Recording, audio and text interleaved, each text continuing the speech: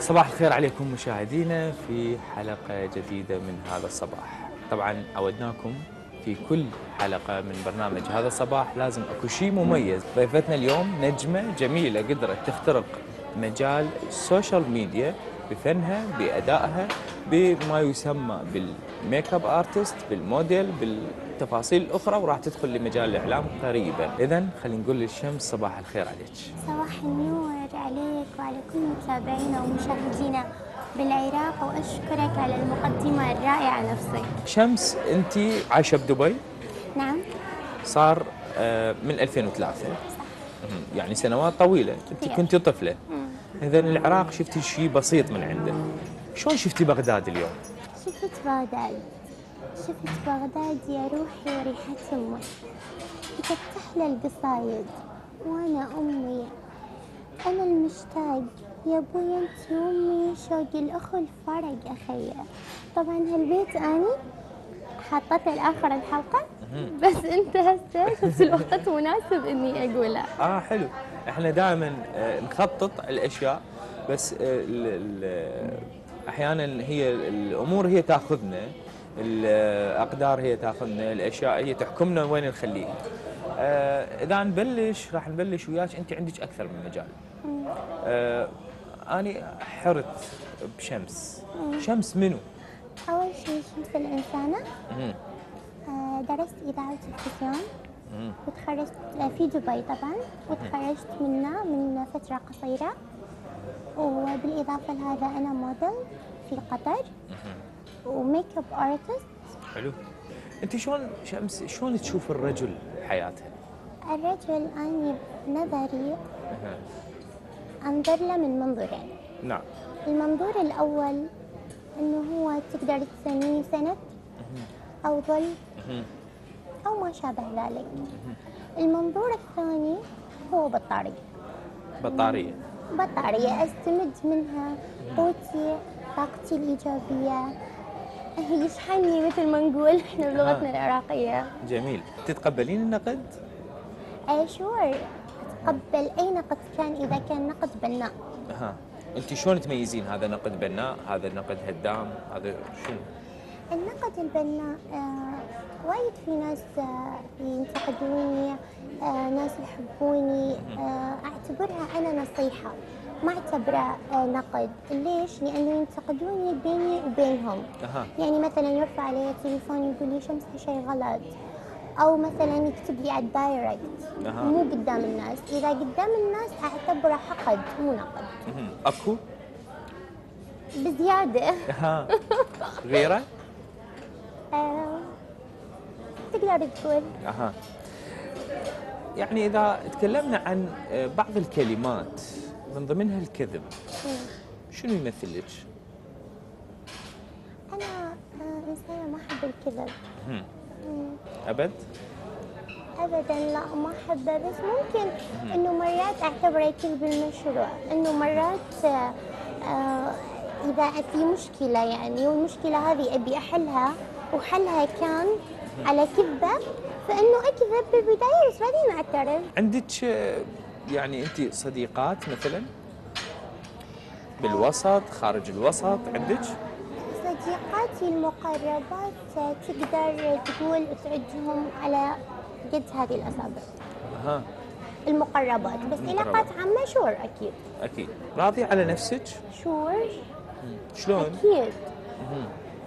ما تلومين نفسك أحياناً ببعض التصرفات وبعض الأشياء؟ أكيد. سبحان اللي ما يغلط أو اللي يتصرف تصرف سريع أو غير محسوب. أكيد يعني أكيد. لو خيروك 3 خيارات، تكونين بلاس فيغاس أو فينيس أو فينيسيا أو الإمارات، وأنت كونك يعني أنت عايشة بيها. بدون تفكير الإمارات.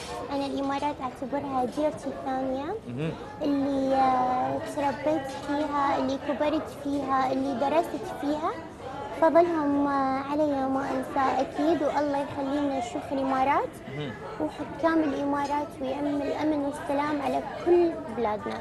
أنت عربية؟ أنا نخلة عراقية. إذن راح ندخل موضوع أنا لاحظته بالسوشيال ميديا، لاحظت عندك إعلانات، أنت عندك علاقة بالإعلانات أيضا؟ عندي علاقة بالإعلانات، وقريبا راح أوقع عقد مع شركة سوسو. طبعا أوجه لها تحية كبيرة من سما العراق لسما الكويت. طيب أحلى تحية. وعندي قريبا راح تنزل عدسات باسم شموسة، أها، فأتمنى البنات يحبوها إن شاء الله، وأكيد ما راح أخيب ظنهم لأنه ذوقي حلو. من وين جمهورك؟ من وين جمهوري؟ جمهوري من كل العالم أكيد، وبس إلي قاعدة كبيرة بالخليج لأني عايشة بيها، واليوم من خلالك أكيد راح تكون لي قاعدة في بلدي حبيبي العراق. ايش قد يحتاج لك تبقين، او دائما انت يعني كل مرأة لها يعني عندها المراية مهمة بحياتها، ايش قد انت بالنسبة لك تقضين وقت امام المراية؟ قصدك شنو الدقائق اللي تفارقين بها المراية؟ أها. ليه ما فارقها؟ ابدا. أبدا. بما انه انت ما تفارقين المراية، اكيد اللي يباوع على المراية راح يشوف بيه عيوب، يشوف بنفسه عيوب، ولو هو مو كل واحد يعترف بعيوبه، بس عندما نشوف احنا عيوب اكيد نتوجه، خاصة اليوم المجتمع كله يتوجه للتجميل. انت شنو علاقتك وشنو رأيك بالتجميل اصلا؟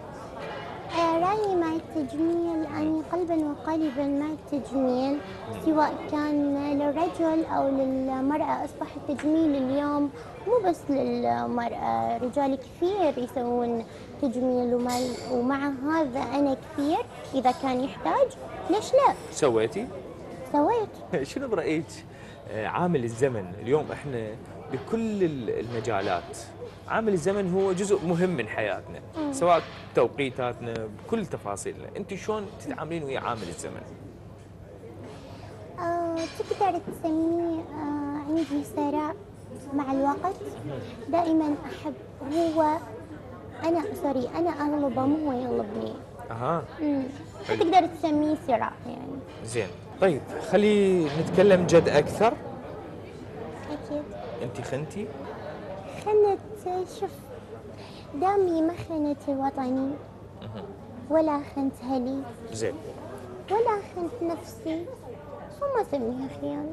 زين، احنا بما انه سولفنا هوايه بس ما شربنا قهوه ولا اكلنا حلو، يا ريت الشباب يجيبوا لك قهوه. انت تحبين القهوه الصباحيه؟ إيه، أحبها بدون سكر. بدون سكر، بس اكو تفصيله اريد ادخل بيها قبل ما نختم، وقبل ما تشربين القهوه بين ما تجي. راح تدخلين الاعلام قريبا إذا صارت لي فرصة حلوة ومناسبة، ليش لا؟ اكو عروض؟ أمارس. نعم، اكو عروض؟ عروض كثيرة من الكويت، من دبي، من قطر، من العراق، بس للحين يبيلي شوية وقت قبل لا أخطي خطوة. اكو مواصفات داخلك لفارس الاحلام؟ أول شيء يكون شخصية قوية، لازم شخصيته تكون أقوى من شخصيتي، هاي أولا. اذا جبنا هسه فنجان القهوه وكشفنا اللي موجود بداخله، شنو انت تحبين يكون اكو؟ شنو خبر موجود فيه؟ ايش الفايدة إذا شيء حلو بس ما يصير؟ يجوز يصير، واحنا هذا طبعا راح نسجله اللي راح تقوليه، وفي وقت انه يصير راح نذيع ونقول يابا كانت عندها امنيه وتحققت بهذا الصباح. زي ممكن أكتبه، وإذا صارت ايه قوله. اوكي خلاص نكتبه. إيه. اذا هذا قلم تكتبي هنا، بس مو تقوله هسه. ابدا. اي بس هاي الورقه راح تنضم. اي بس اذا صار تنطيني خبر. اي طالع الاعلام عادي. والله؟ اي. يلا كتبي. اللي اتمناها كتبي بي تاريخ ايضا. اللي اتمناها حاليا. اي خلاص حلو. اقدر اني اقرا؟ اي. طبعا هذه راح اعزلها الورقه. اي. و ما وقعتي يمكن؟ اوقع؟ اي طبعا توقيعك حتى باكر عقبه ما يقولون هاي الورقه انت جبتها. واجا المي والقهوه والحلو كله اجا. انت اكو طقوس خاصه للقهوه تشربيها الصبح؟ إي أشربها الصباح وأحط شعر، يعني كلش أحب الشعر. تحبي الشعر؟ إيه. اكو نوع خاص من الشعر تحبيه؟ إيه. مثل؟ الشعر الخليجي. حلو. عجبك الحلو ببغداد؟ شي حلو بغداد حلو. واحنا نشكرك طبعا، هاي الشاب الوسيم. شكرا. إلها علاقة الوسامة، إلها علاقة بالمطعم مو لازم؟ كل شيء الجمال له علاقة. أول شيء ذوق القهوة من جمهورك. إذا كلمة أخيرة.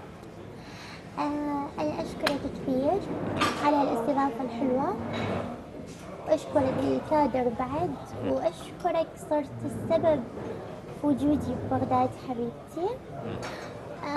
بس أنا سعيدة كثير بوجودي معكم، ويا رب يعم الأمن والسلام في عراقنا الحبيب، وإن شاء الله إلي جايات ثانية كثير ببغداد. أنا أيضا سعيد بيك، وكل اللي صار اليوم باللقاء هو حصري إلك، وأنت أول وحدة تقريبا اشتغلنا بهاي الطريقة وياها هذا اللقاء. أستاهل ولا؟ تستاهلين، ونتمنى لك كل التوفيق، وإن شاء الله ترجعين لبيتك سالمة، وترجعين للوالدة وتحملين سلام من بغداد إلها. يوصل. أتمنى لك يوم سعيد وأوقات سعيدة. بعد يوم ريش. شكرا لك. تفضلي.